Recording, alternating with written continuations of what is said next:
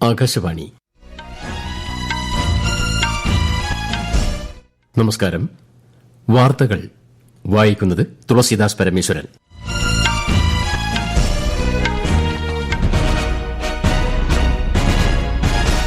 പ്രധാന വാർത്തകൾ.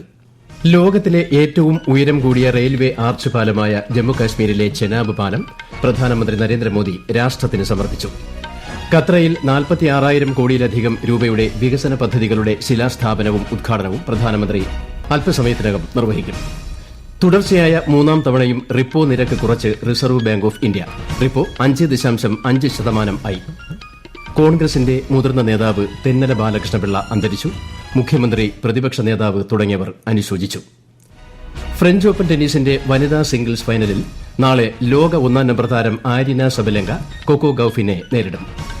വാർത്തകൾ വിശദമായി. ലോകത്തിലെ ഏറ്റവും ഉയരം കൂടിയ റെയിൽവേ ആർച്ച് പാലമായ ജമ്മുകാശ്മീരിലെ ചെനാബ് പാലം പ്രധാനമന്ത്രി നരേന്ദ്രമോദി രാഷ്ട്രത്തിന് സമർപ്പിച്ചു. ചെനാബ് നദിയിൽ നിന്ന് 359 മീറ്റർ ഉയരത്തിൽ സ്ഥിതി ചെയ്യുന്ന ചെനാബ് പാലത്തിന് ഈഫൽ ടവറിനേക്കാൾ 35 മീറ്റർ പൊക്കമുണ്ട്. ഉധംപൂർ, ശ്രീനഗർ, ബാരാമുള്ള റെയിൽവേ ലിങ്കിലെ ഒരു പ്രധാന ഭാഗമാണ് 1 കിലോമീറ്ററിലധികം ദൈർഘ്യമുള്ള ഈ ഉരുക്കു നിർമ്മിതി. മണിക്കൂറിൽ 260 കിലോമീറ്റർ വരെ വേഗതയിൽ വീശിയടിക്കുന്ന കാറ്റിനെ അതിജീവിക്കാൻ കഴിയുന്ന തരത്തിലാണ് പാലത്തിന്റെ നിർമ്മാണം. ഇന്ത്യയിലെ ആദ്യത്തെ കേബിൾ റെയിൽ പാലമായ അൻഷിഘാട്ട് പാലവും പ്രധാനമന്ത്രി ഉദ്ഘാടനം ചെയ്തു. ഉധംപൂർ, ശ്രീനഗർ, ബാരാമുള്ള റെയിൽ ലിങ്ക് പദ്ധതി ഉൾപ്പെടെ ഖത്രയിൽ 46,000 കോടിയിലധികം രൂപയുടെ വികസന പദ്ധതികളുടെ ശിലാസ്ഥാപനവും സമർപ്പണവും പ്രധാനമന്ത്രി അല്പസമയത്തിനകം നിർവഹിക്കും. റെയിൽ ലിങ്ക് പദ്ധതിയുടെ ഭാഗമായ ഉദ്യോഗസ്ഥരുമായും തൊഴിലാളികളുമായും പ്രധാനമന്ത്രി സംവദിച്ചു. ശ്രീനഗറിൽ നിന്നും ഖത്രയിലേക്കുള്ള ആദ്യ വന്ദേഭാരത് സർവീസും പ്രധാനമന്ത്രി ഫ്ളാഗ് ഓഫ് ചെയ്തു. തുടർച്ചയായ മൂന്നാം തവണയും റിപ്പോ നിരക്ക് കുറച്ച് reserve bank of India 50 basis point കുറച്ചതോടെ നിലവിലെ നിരക്ക് 6% നിന്ന് 5.5% ആയി. പണപ്പെരുപ്പം കുറയുന്നതോടൊപ്പം വളർച്ചയ്ക്ക് മുൻഗണന നൽകേണ്ട സാഹചര്യവും കണക്കിലെടുത്താണ് റിപ്പോ നിരക്കിൽ കുറവ് വരുത്തിയത്. RBI ഗവർണർ സഞ്ജയ് മൽഹോത്രയുടെ നേതൃത്വത്തിലുള്ള പണനയ സമിതിയുടെ യോഗത്തിന് ശേഷമാണ് നിരക്കുകൾ പ്രഖ്യാപിച്ചത്. MPC decided to reduce, which is widely expected, the policy repo rate under the liquidity adjustment facility by 50 basis points to 5.5%. This is with immediate effect. Consequently, the standing deposit facility rate, which is the STF rate, shall stand adjusted to 5.25%. And the marginal standing facility MSF rate and the bank rate shall stand adjusted to 5.75%. മാധ്യമ വിനോദ മേഖലകളിൽ സഹകരണം ശക്തിപ്പെടുത്താൻ ഇന്ത്യയും വിയറ്റ്നാമും തീരുമാനിച്ചു. കേന്ദ്ര വാർത്താവിതരണ പ്രക്ഷേപണ സഹമന്ത്രി എൽ മുരുകനും ഉന്നതതല വിയറ്റ്നാമീസ് ഉദ്യോഗസ്ഥ സംഘവും തമ്മിൽ ഡൽഹിയിൽ നടന്ന കൂടിക്കാഴ്ചയിലാണ് തീരുമാനം. നിലമ്പൂർ ഉപതെരഞ്ഞെടുപ്പിനുള്ള പ്രചാരണം ശക്തമാക്കി രാഷ്ട്രീയ കക്ഷികൾ. പ്രമുഖ മുന്നണികളുടെ സ്ഥാനാർത്ഥികളടക്കം 10 പേരാണ് മത്സരരംഗത്ത് ഉള്ളത്. LDF സ്ഥാനാർത്ഥി M സ്വരാജ്, UDFന്റെ ആര്യാടൻ ഷൌക്കത്ത്, NDA സ്ഥാനാർത്ഥി മോഹൻ ജോർജ് എന്നിവർക്ക് പുറമെ സ്വതന്ത്ര സ്ഥാനാർത്ഥിയായി PV അൻവറും മത്സരരംഗത്തുണ്ട്. വോട്ടെടുപ്പ് ദിവസമായ ഈ മാസം 19-ന് നിലമ്പൂർ നിയമസഭാ മണ്ഡലപരിധിയിലെ എല്ലാ സർക്കാർ ഓഫീസുകൾക്കും വിദ്യാഭ്യാസ സ്ഥാപനങ്ങൾക്കും പൊതു അവധി പ്രഖ്യാപിച്ചിട്ടുണ്ട്. 23-നാണ് വോട്ടെണ്ണൽ. കോൺഗ്രസിന്റെ മുതിർന്ന നേതാവും KPCC മുൻ അധ്യക്ഷനുമായ തെന്നല ബാലകൃഷ്ണപിള്ള തിരുവനന്തപുരത്ത് അന്തരിച്ചു. 95 വയസ്സായിരുന്നു.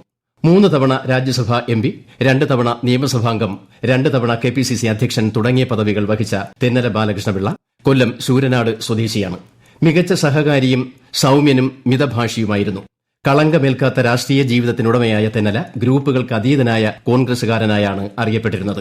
മുഖ്യമന്ത്രി പിണറായി വിജയൻ, പ്രതിപക്ഷ നേതാവ് VD സതീശൻ, മുൻ പ്രതിപക്ഷ നേതാവ് രമേശ് ചെന്നിത്തല, CPI സംസ്ഥാന സെക്രട്ടറി ബിനോയ് വിശ്വം തുടങ്ങിയവർ അനുശോചിച്ചു.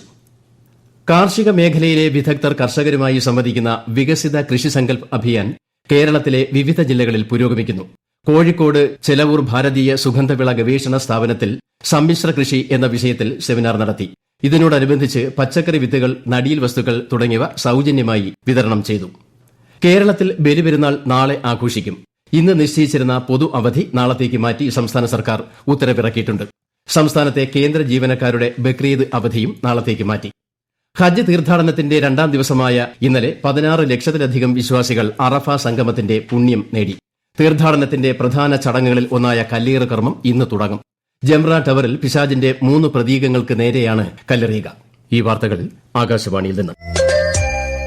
ആകാശവാണി വാർത്തകളും വാർത്താ അധിഷ്ഠിത പരിപാടികളും all India radio news Thiruvananthapuram YouTube ചാനലിലും at all India radio news Thiruvananthapuram Facebook പേജിലും AIR ന്യൂസ് _തിരുവനന്തപുരം ഇൻസ്റ്റഗ്രാം അക്കൌണ്ടിലും at AIR news _TVM X ഹാൻഡിലും ലഭ്യമാണ്.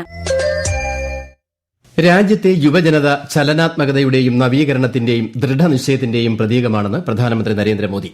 കഴിഞ്ഞ 11 വർഷത്തിനിടെ യുവജനങ്ങളുടെ ശാക്തീകരണം ലക്ഷ്യമിട്ട് startup India, skill India, digital India തുടങ്ങിയ നിരവധി സംരംഭങ്ങൾക്ക് കേന്ദ്ര സർക്കാർ തുടക്കം കുറിച്ചതായി ശ്രീ മോദി സമൂഹമാധ്യമത്തിൽ കുറിച്ചു. വികസിത ഇന്ത്യ എന്ന ലക്ഷ്യം കൈവരിക്കുന്നതിന് യുവജനതയുടെ പൂർണ്ണ പിന്തുണ ആവശ്യമാണെന്നും പ്രധാനമന്ത്രി പറഞ്ഞു. ബംഗളൂരു ചിന്നസ്വാമി സ്റ്റേഡിയത്തിൽ റോയൽ ചലഞ്ചേഴ്സിന്റെ IPL വിജയാഘോഷത്തിനിടെ 11 പേർ മരിച്ച സംഭവത്തിൽ Bengaluru police commissioner B Dayananda ഉൾപ്പെടെ 5 പോലീസ് ഉദ്യോഗസ്ഥർക്ക് സസ്പെൻഷൻ. RCB ടീം പ്രതിനിധികൾ, ഇവന്റ് മാനേജ്മെന്റ് സ്ഥാപനമായ DNA എന്റർടൈൻമെന്റിന്റെയും കർണാടക ക്രിക്കറ്റ് അസോസിയേഷന്റെയും പ്രതിനിധികൾ എന്നിവർക്കെതിരെ മനഃപൂർവ്വമല്ലാത്ത നരഹത്യയ്ക്ക് കേസെടുത്തിട്ടുണ്ട്. Justice Michael D Cunha commission സംഭവം അന്വേഷിക്കുമെന്ന് കർണാടക മുഖ്യമന്ത്രി സിദ്ധരാമയ്യ മാധ്യമങ്ങളോട് പറഞ്ഞു.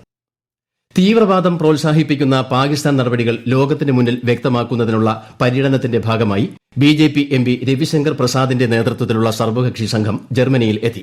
ജനാധിപത്യ വ്യവസ്ഥയ്ക്കും മനുഷ്യത്വത്തിനും തീവ്രവാദം വലിയ വെല്ലുവിളിയാണെന്നും ഭീകരതയുടെ ഇരകളായവർക്ക് വേണ്ടിയാണ് ഇന്ത്യ സംസാരിക്കുന്നതെന്നും ശ്രീ രവിശങ്കർ പ്രസാദ് പറഞ്ഞു. बातों को समझा जो लोकतंत्र के लिए, इंसानियत के लिए, मानवता के लिए खतरा है.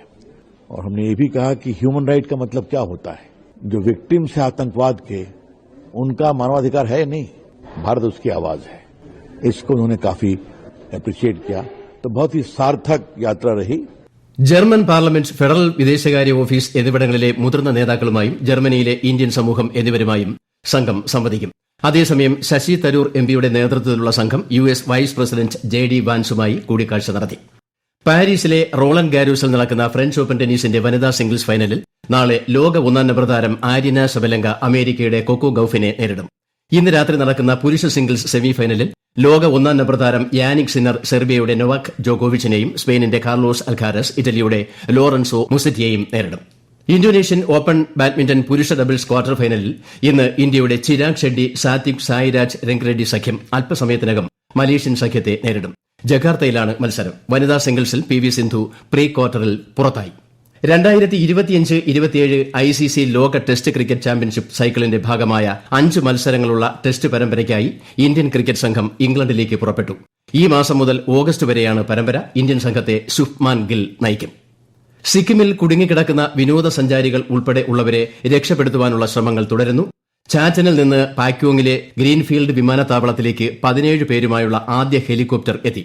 വിമാനത്താവളത്തിൽ പ്രാഥമിക ആരോഗ്യ പരിശോധനകൾക്ക് ശേഷം ഇവരെ ഗാംഗ്ടോക്കിലേക്ക് എത്തിക്കാൻ സിക്കിം സർക്കാർ വാഹന സൌകര്യം സജ്ജമാക്കിയിട്ടുണ്ട്. അടുത്ത ഒരാഴ്ച വടക്ക് കിഴക്കൻ ഇന്ത്യ, കേരളം, മാഹി, തീരദേശ കർണാടക, സിക്കിം എന്നിവിടങ്ങളിൽ മഴയ്ക്ക് സാധ്യതയെന്ന് കേന്ദ്ര കാലാവസ്ഥാ വകുപ്പ്. അസമിൽ ഇന്ന് കനത്ത മഴ പെയ്യുമെന്ന മുന്നറിയിപ്പുണ്ട്. 16 ജില്ലകളിലായി 5,60,000-ലധികം ആളുകൾ ഇപ്പോഴും വെള്ളപ്പൊക്കത്തിൽ കുടുങ്ങിക്കിടക്കുകയാണ്. മേഘാലയയിലും ഒറ്റപ്പെട്ട സ്ഥലങ്ങളിൽ മഴ തുടരുന്നു. രാജ്യത്തെ ഓഹരി വിപണികളിൽ നേട്ടം. സെൻസെക്സ് 700 പോയിന്റ് ഉയർന്ന് 82,142-ലും ദേശീയ ഓഹരി സൂചിക നിഫ്റ്റി 231 പോയിന്റ് ഉയർന്ന് 24,984-ലും വ്യാപാരം പുരോഗമിക്കുന്നു. സ്വർണ്ണവിലയിൽ മാറ്റമില്ല. പവന് 73,040 രൂപയാണ് ഇന്നത്തെ വില. അന്താരാഷ്ട്ര ക്രിമിനൽ കോടതിയിലെ 4 ജഡ്ജിമാർക്കെതിരെ അമേരിക്ക ഉപരോധം ഏർപ്പെടുത്തി. 4 ജഡ്ജിമാർക്കും അമേരിക്കയിലേക്ക് പ്രവേശനം നിരോധിച്ചു. സ്ലൊവേനിയ, ബെനിൻ, പെറു, ഉഗാണ്ട എന്നിവിടങ്ങളിലെ ജഡ്ജിമാർക്കാണ് ഉപരോധം. ഇസ്രായേൽ പ്രധാനമന്ത്രി ബെന്യാമിൻ നെതന്യാഹുവിനെതിരെ അറസ്റ്റ് വാറന്റ് പുറപ്പെടുവിച്ചതിലും അഫ്ഗാനിസ്ഥാൻ വിന്യസിച്ചിരുന്ന US സേനയെക്കുറിച്ചുള്ള അന്വേഷണത്തിന് അംഗീകാരം നൽകിയതിലും ഉൾപ്പെട്ടവരാണ് 4 പേർ. അന്താരാഷ്ട്ര നീതിന്യായ സ്ഥാപനത്തിന്റെ സ്വാതന്ത്ര്യത്തെ ദുർബലപ്പെടുത്തുവാനുള്ള ശ്രമമാണിതെന്ന് ICC പ്രതികരിച്ചു. പ്രധാന വാർത്തകൾ വീണ്ടും. ലോകത്തിലെ ഏറ്റവും ഉയരം കൂടിയ റെയിൽവേ ആർച്ച് പാലമായ ജമ്മുകാശ്മീരിലെ ചെനാബ് പാലം പ്രധാനമന്ത്രി നരേന്ദ്രമോദി രാഷ്ട്രത്തിന് സമർപ്പിച്ചു. ഖത്രയിൽ 46,000 കോടിയിലധികം രൂപയുടെ വികസന പദ്ധതികളുടെ ശിലാസ്ഥാപനവും ഉദ്ഘാടനവും പ്രധാനമന്ത്രി അല്പസമയത്തിനകം നിർവഹിക്കും. തുടർച്ചയായ 3ാം തവണയും റിപ്പോ നിരക്ക് കുറച്ച് reserve bank of India. Repo 5.5% ആയി. കോൺഗ്രസിന്റെ മുതിർന്ന നേതാവ് തെന്നല ബാലകൃഷ്ണപിള്ള അന്തരിച്ചു. മുഖ്യമന്ത്രി, പ്രതിപക്ഷ നേതാവ് തുടങ്ങിയവർ അനുശോചിച്ചു. ഫ്രഞ്ച് ഓപ്പൺ ടെന്നീസിന്റെ വനിതാ സിംഗിൾസ് ഫൈനലിൽ നാളെ ലോക 1 നമ്പർ താരം ആര്യന ശബലങ്ക കൊക്കോ ഗൌഫിനെ നേരിടും. വാർത്തകൾ കഴിഞ്ഞു. അടുത്ത വാർത്താ പ്രക്ഷേപണം വൈകിട്ട് 6:30.